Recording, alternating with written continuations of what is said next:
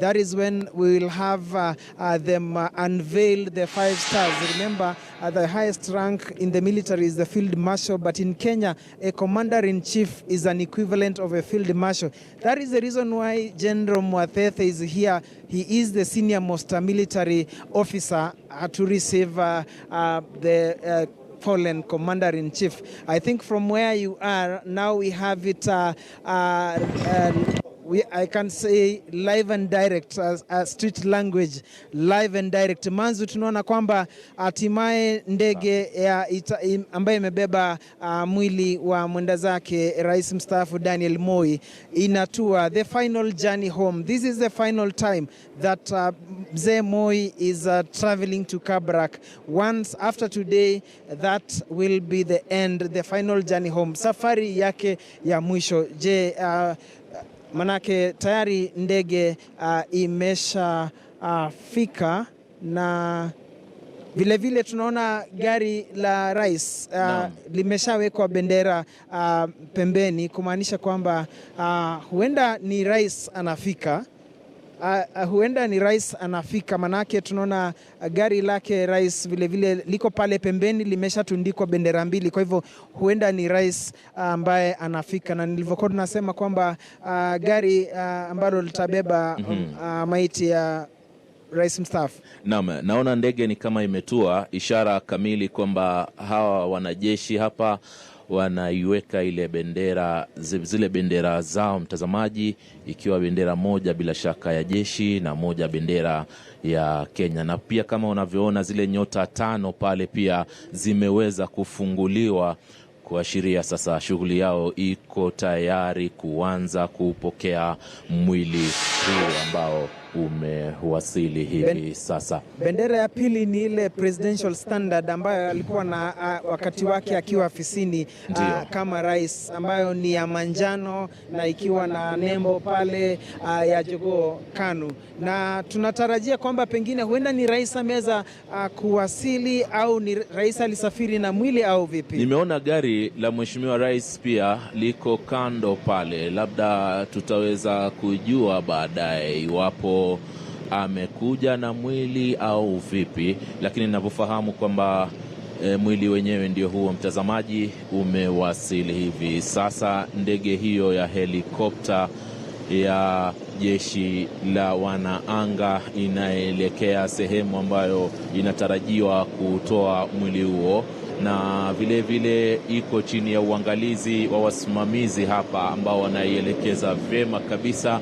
Kumbuka hiki ni kiwanja kidogo cha ndege ambacho kinasimamiwa na lile shirika ambalo linaloongoza katika kuhakikisha kwamba ndege, usalama na kadhalika ni mambo ambayo yanayotekelezwa. Ndege yenyewe sasa, kama unavyomuona yule bwana pale, anaelekeza kuja sehemu ambayo kuna mduara, hapo ndipo ambapo itatua.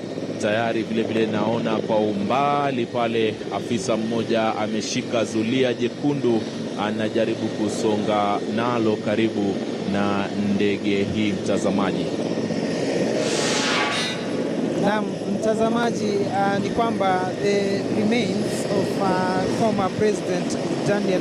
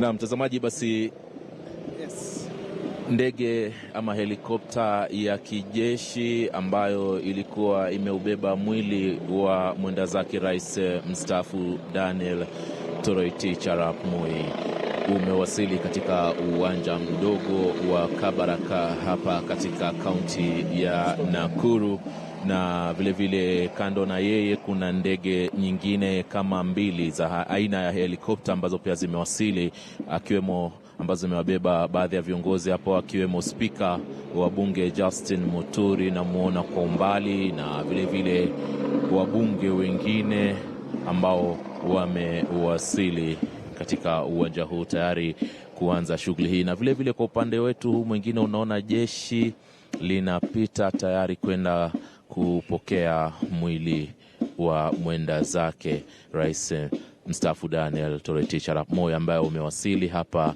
Ndege hiyo pia ilikuwa imembeba mwanawe seneta wa Baringo Gideon Moi, mtazamaji, ambao wametoka hivi sasa pamoja na viongozi wengine katika idara ya ulinzi. Now, apart from the Speaker of the National Assembly, Justin Muturi, and the Chief Whip, Benjamin Washali, Supreme Court Judge, Lady Justice Njoki Ndung'u is also has arrived. We can also see the Minority Party Deputy Chief Whip Kimilili Member of Parliament Chris Wamalwa, and Taveta Member of Parliament Naomi Shaban. Those are the latest to arrive here. Remember that Senate Speaker Kenneth Lusaka had already arrived, and we've seen